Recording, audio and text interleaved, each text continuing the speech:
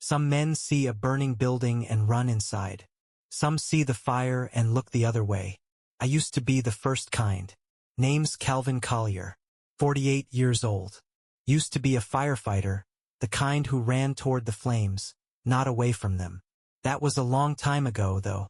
These days I keep my head down, work with my hands, and don't go looking for trouble.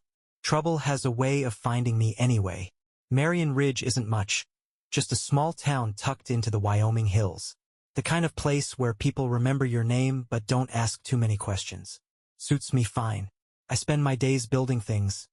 Decks, cabinets, sometimes a whole damn house if the job's good enough. Nights, I drink my coffee black and sit on the porch of my cabin, listening to the wind move through the pines. I like it that way. Simple. Quiet. Sherry used to like the quiet, too. Before, we'd sit together on the porch, watch the sky fade to black, and she'd lean her head on my shoulder without a word. Lately, though, all I got was the back of her head walking out the door. Always late shifts at the hospital, always tired, always distracted. I didn't ask questions, not at first. I'd seen enough bad endings to know when one was creeping in. Still, a man notices things. The way she'd check her phone and tilt it away from me.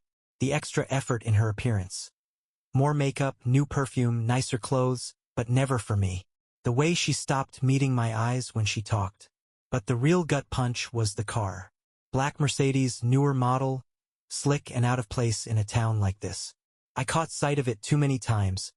Parked down the street from our house, never right out front. Sometimes it was there when I left for work in the morning. Sometimes when I came back. Not a neighbor's, not a friend's. I mentioned it once, real casual. See that black Mercedes around a lot. Someone new in town. She barely looked up from her phone. Oh, that's Victor's. Some business guy. He donates to the hospital. Donates, huh? Yeah, big contributor. Admin loves him. She shrugged, already bored of the conversation. Why? I let it drop. No use pushing yet. Sherry was good at lying to herself, but she'd never been good at lying to me. Not before. The next day, I stopped by Whitaker's Auto, an old shop off the main road where you could still smell the grease from 50 feet away. Tom Whitaker had run the place as long as I'd lived here. Big guy with hands like iron. Never charged more than the job was worth. Calvin, he said, wiping his hands on a rag. Ain't like you to drop by unless something's busted. I leaned against the counter. Need to ask you something. That black Mercedes been through here? Tom frowned, thinking. New model, right? Fancy as hell. That's the one. Yeah, belongs to some French guy. Laurent, I think. Victor Laurent. Rolls through every couple weeks for a tune-up. Doesn't talk much. You know him? Not personally. Tom chuckled. Figures. Doesn't strike me as your kind of crowd. Guy looks like he ain't worked a day in his life. I nodded, filed it away. You ever see him with anyone?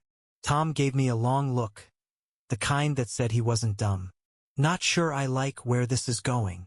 Just a question. He sighed. Seen him around town. Ridgeview Hotel mostly. The Rusty Nail. Always well-dressed, always talking real quiet with someone. No idea who, but I could take a guess. Didn't need him to say it. I already knew. Later that day, I pulled into Frank's Gas and Service, a little station just before the highway, run by Mickey, a guy built like a fire hydrant, always chatty. He was at the counter when I walked in, stirring sugar into his coffee. Calvin, he said, grinning. Haven't seen you all week. You finally gonna listen to me and buy a new damn truck? I snorted. Runs fine. If by fine you mean sounds like an old dog hacking up a bone, sure. I poured myself a coffee and leaned against the counter. You get a lot of regulars in here, right? Mickey grinned. Only way I stay in business. That black Mercedes belongs to a guy named Laurent. Seen it around. He let out a low whistle. Oh yeah, rolls in here all the time. Gas, snacks, lot of phone calls. Usually got company. My stomach tightened. What kind of company? Mickey hesitated, suddenly realizing this wasn't just small talk. Look, man, ain't my place to say. Say it anyway. He scratched the back of his neck. Well, your wife's been in that car a few times. Ain't seen nothing outright, but it didn't look like business, if you know what I mean. I nodded, took a sip of my coffee, let it burn on the way down. Mickey watched me carefully, probably expecting something. Anger, denial, some kind of reaction. I gave him nothing. You good, Calvin? Yeah, I said, setting the cup down. I'm good. But I wasn't. Not yet. That night, I sat on my porch, watching the trees sway under the moonlight. The kind of quiet I usually liked felt different now. Heavier. I didn't doubt it anymore. She was cheating. The only question left was how I was going to handle it. Some men get mad. Some beg. Some break down like a house of cards. Me? I've always been a man who knew how to control a fire. And I was about to set one. I wasn't a man who acted on impulse. Fires don't get put out with wild hands and blind rage. You think, you assess, you move when the timing's right. This wasn't any different. The next morning, I left early, drove out to Sheridan, a couple of hours away, far enough from Marion Ridge to keep eyes off me. There was a guy there I knew from years back, a private investigator named Ray Duggan. Used to be a cop, left the force under circumstances he never talked about, but he was good at finding things people wanted hidden. His office was in a strip mall between a pawn shop and a payday loan place, the kind of setup that told you everything you needed to know about his clientele. I pushed open the glass door, a little bell jangling overhead. He was at his desk, reading a paper, cigarette burning in an ashtray even though the sign behind him clearly said no smoking. Calvin Collier, he said without looking up. Haven't seen you in a long time. Been keeping busy. He set the paper down, finally meeting my eyes. You don't come to guys like me unless something's gone real wrong. Who are we looking at? I pulled out my wallet, slid a photo of Sherry across the desk. My wife. He glanced at it, then at me. Shit. Yeah. He took another drag of his cigarette, exhaled slow. What are you looking for? The truth or proof? Both. Ray nodded. All right. You got a name. I gave him everything I had. The black Mercedes. Victor Laurent. Ridgeview Hotel. Her late nights at the hospital that didn't add up. The way she stopped looking me in the eye. He listened, didn't interrupt, just scratched notes into a notepad. This guy Laurent. You said he's a businessman. Runs some kind of supply company. Works with the hospital. I got a bad feeling about him. Ray smirked. Well, that's why you're here, ain't it? He tore off a sheet of paper, slid it toward me. Flat fee for surveillance. If you want more phone records, financials, that's extra. I glanced at the number. Steep, but worth it. I pulled out the cash, dropped it on the desk. Just get me what I need. Ray nodded, slipping the bills into a drawer. Give me a few days. I walked out without another word. Back in Marion Ridge, I kept my routine the same. Went to work, stayed quiet, didn't tip my hand. Sherry didn't suspect a thing. If anything, she seemed more comfortable now, like she thought I'd finally stopped noticing. She still came home late, still smelled like perfume that wasn't hers. When I kissed her cheek one night, she flinched like I was a stranger. 3 days later, Ray called. Meet me at the diner off Route 16. 30 minutes. When I pulled up, he was already in a booth, sipping black coffee. He had a folder on the table, thick with photos. I slid into the seat across from him. You were right, he said, flipping the folder open. They've been meeting up at Ridgeview every Tuesday and Thursday, sometimes Sundays. She checks in under her name, he books the room. Looks like he's got a wife, too. Out in Denver. I stared at the photos. Sherry getting into his car. Sherry walking into the hotel. Sherry in the lobby looking around like she was afraid someone would see her. Ray drummed his fingers on the table. You want more? I shook my head. No. I've seen enough. He watched me carefully. You look calm. Most guys I deal with would be losing their minds right now. I closed the folder, slid it off the table. That's 'cause I'm not most guys. Fair enough. He leaned back. So what's next? I picked up my coffee, took a sip. I'm gonna make them regret it.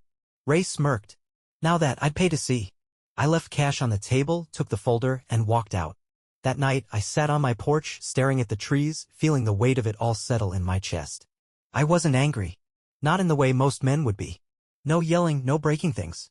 Just a cold, steady focus. Sherry and Laurent thought they were playing a game. Thought they were in control. But they had no idea who they were dealing with. I wasn't the kind of man who let fires burn out on their own. I was the kind who knew exactly when to light the match. I didn't do reckless. That's how you got burned. You planned, you calculated, you made sure when you struck, there was no chance of getting struck back. I wasn't going to lose my temper, wasn't going to confront Sherry in some dramatic shouting match. That's what she'd expect. What they'd both expect. No, I was going to make them feel the walls close in. I spent the next few days gathering what I needed. Didn't take much digging to find out Laurent had more to hide than just my wife in his hotel bed. His supply company, Verotech, had contracts with hospitals across the state, including Marion Ridge Medical. Looked clean on the surface, but I had a feeling that was just a fresh coat of paint over a rotting structure. I needed someone who could peel back the layers. That's when I called Eli. Eli was the kind of guy you didn't put in a room full of people unless you wanted half their bank accounts emptied by the end of the night. He was young, sharp, and had zero respect for the concept of privacy. We weren't exactly friends, but I'd helped him out once, years ago, and he owed me. He answered on the third ring. Calvin Collier. Man, I thought you were dead. Not yet. Shame. Would have been a hell of a funeral. What do you need? Guy named Victor Laurent. Runs Verotech. Works with hospitals. I need to know what he doesn't want anyone knowing. There was a pause, then the sound of typing. Verotech, huh? Yeah, I can dig. What am I looking for? Fraud, shady deals, anything I can use to burn him down. Eli let out a low whistle. Man, when you set your sights on someone, you don't half-ass it. You in or not? Yeah. Gimme a couple days. If there's dirt, I'll find it. I hung up, sat back in my chair, and waited. Sherry had no clue. She moved through the house like nothing had changed, except now I saw her for what she was. The little excuses, the forced smiles, the way she'd pause before answering certain questions, it was all a performance. A bad one. That Thursday, I parked a few blocks from Ridgeview Hotel, sat in my truck, and waited. Right on schedule, the black Mercedes pulled into the lot. Sherry got out, glanced around like she always did, then disappeared inside. I watched, calm and steady. The fire was already burning. They just didn't know it yet. 2 days later, Eli called back. Calvin, you are gonna love this. I didn't say anything, just waited. Your boy Laurent? He's dirty. Not just affairs and bad business deals, full-blown fraud. He's been overbilling hospitals, using cheap materials, cutting corners, and pocketing the difference. Probably the reason he's got the money to wine and dine your wife. I let that sit for a second. You got proof? Oh yeah. Paper trails, emails, offshore accounts, you name it. This guy is knee-deep in shit and he has no idea anyone's watching. I smiled. Good. What's the plan? You don't need to know that. Eli laughed. Fair enough. Consider my debt paid. Yeah, I said, hanging up. We're square. Now I had everything I needed. I wasn't just going to take Laurent down. I was going to make sure when he fell, he took everything down with him. That night, I sat on my porch, lit a cigarette, and watched the wind move through the trees. Sherry thought she'd found someone better. Laurent thought he could do whatever he wanted without consequence. They were both about to learn different. I wasn't rushing this. Timing was everything. A fire that burns too hot too fast gets out of control, leaves collateral damage. I wanted precision. I wanted them to feel the slow, creeping weight of consequences, to watch their safe little world start cracking one piece at a time. First step was setting the stage. I made a stop at the Rusty Nail, the only decent bar in town that didn't cater to tourists. The kind of place where no one asked about your problems unless you wanted to talk, and most of the time you didn't. Maggie, the bartender's daughter, was behind the counter wiping down a glass. Slim, sharp-eyed, looked like she was born tired of people's bullshit. Her old man ran the place, but she did most of the work. She glanced up when I sat down. Collier, she said, pouring me a whiskey before I even asked. Haven't seen you in a while. Something on your mind? I took a sip, let it sit. Not much. Just looking for some conversation. She smirked. You? Since when? I shrugged. Since now. She leaned on the bar, arms crossed. All right. What kind of conversation? The kind where you tell me if you've seen my wife in here with a guy who doesn't belong. Maggie's expression barely flickered, but I caught the momentary pause. She knew something. Not trying to get involved in other people's business, Calvin. Not asking you to. Just asking what you've seen. She exhaled, then picked up another glass, wiping it down like it gave her something to do. Couple times, yeah. Always same guy. Suit, slick, acts like he's doing her a favor just by sitting across from her. He ever talk to anyone else? She shook her head. Nope. They drink, whisper, then leave. You already know where. I nodded, finished my drink. Appreciate it. She leaned closer. You gonna do something about it? I met her eyes. Yeah, but not how they expect. She watched me for a second, then smirked. Good. Hate guys like that. I left her a tip, walked out into the cold air, and took a deep breath. The kind you take before making a move you can't walk back. The next morning, I made my first play. I had Eli put together a nice little package of everything he found, the fraud, the offshore accounts, the money laundering. Wrapped it up neat, sent it straight to the IRS, the hospital's board, and a couple of journalists I knew wouldn't let it sit. That was the first match lit. The second came a day later when I reached out to Victor Lauren's father. Old money. The kind that cared about family name and legacy more than anything. I'd done my homework. Laurent Sr. lived in Paris, hadn't spoken to his son in years. But from what I gathered, he still had some pull over him. I sent him an email. Short, direct. Attached a handful of photos of his son with my wife, followed by the proof of his shady business dealings. The response came quicker than I expected. Who are you? I kept it simple. Just a man cleaning up a mess. A few hours later, another email. This one was longer. No pleasantries. Just a simple fact: Victor would regret ever stepping foot in Wyoming. I believed him. By the time Friday rolled around, the wildfire was spreading. I sat back and watched as it unfolded. First, news broke that Verotech was under federal investigation. That meant lawyers, press, and sudden scrutiny. Hospitals started pulling contracts. Money started bleeding. Then, Lawrence bank accounts got frozen. Thanks to his father, I assumed. The old man didn't play games. By Saturday, his company was tanking and he had nowhere to run. And Sherry? She didn't see it coming either. That night, she walked into the house like she always did, tossing her bag onto the table, sighing like the weight of the world was on her shoulders. I sat in my chair, waiting. She barely even noticed me. How was work? I asked, voice steady. She hesitated, caught off guard. Fine. Busy. I nodded. Long shift.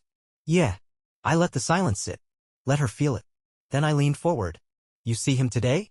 She froze, her hand still halfway through pulling off her coat. Slowly, she turned. What? I stood up, took my time. Walked over to the counter where I had the photos sitting in a neat little stack. I slid them toward her. She looked down and all the color drained from her face. Calvin knew. I held up a hand. Don't. She swallowed hard, eyes darting like a cornered animal. Where did you get these? I ignored the question. You were sloppy, Sherry. Thought you were being careful, but you weren't. She shook her head, barely breathing. It's not what it looks like. I laughed, cold and quiet. Yeah? Then tell me what it is. Her lips parted, but nothing came out. I nodded. That's what I thought. She gripped the counter, breathing hard. Calvin, listen, save it. I stepped back, crossing my arms. You think I'm some fool? That I was gonna sit here and take it? Tears welled in her eyes. Not guilt. Panic. Calvin, please. I shook my head. You should go. Her breath hitched. What? You heard me. Get your stuff. Go. You don't live here anymore. She looked around like she was suddenly seeing the house for the first time. Calvin, don't do this. I'm not the one who did something. You are. She flinched like I'd hit her. But I hadn't. I never would. She knew that. Which was why she was realizing for the first time that I wasn't angry. I was done. She tried again, voice shaking. I didn't mean to. That's the thing about fires, I said, walking past her, heading for the porch. Doesn't matter what you meant. Once they start, they burn. I opened the door, stepped outside. Left her standing there, the pile of evidence in front of her and the weight of her own choices sitting heavy on her chest.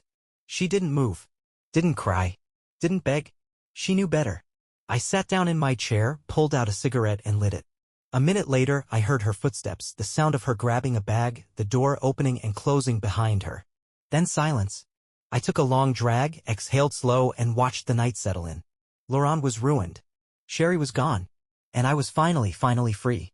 The house was quieter than it had been in years.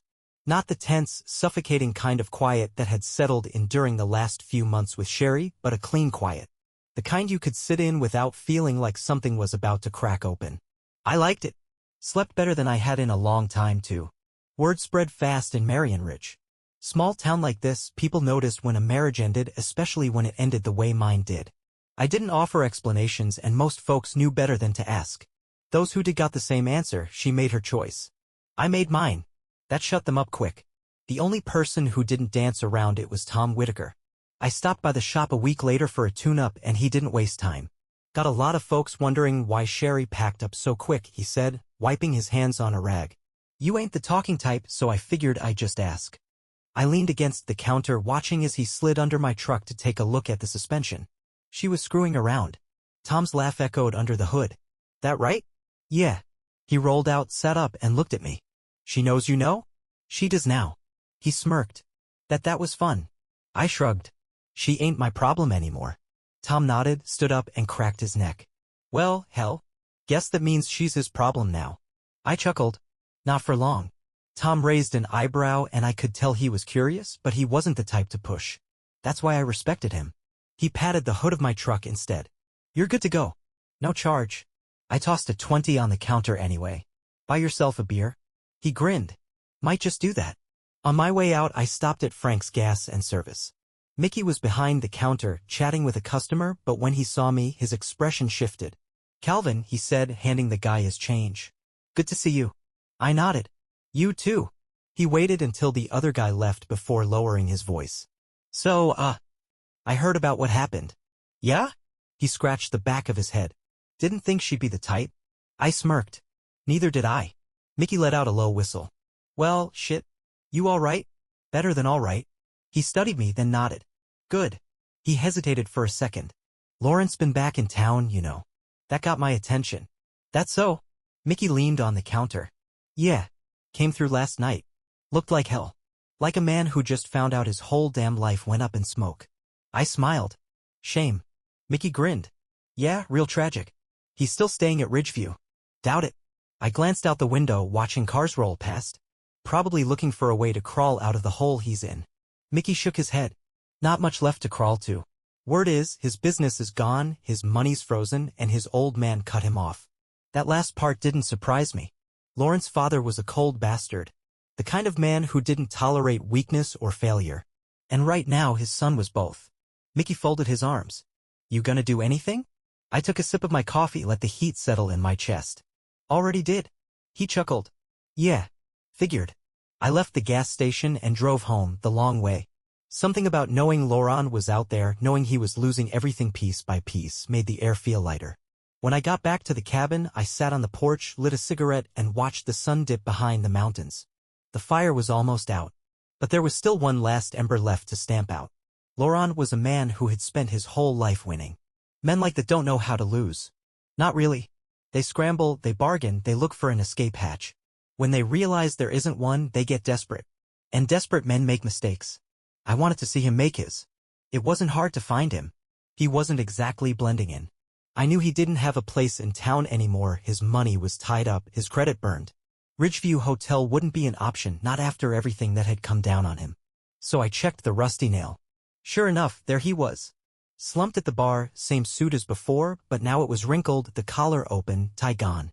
The man who used to walk around like he owned the place now looked like he'd been dragged through the dirt. I took my time, walked up to the counter, and slid onto the stool next to him. Maggie gave me a look but didn't say a word.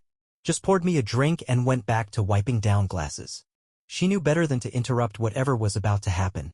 Laurent didn't notice me at first.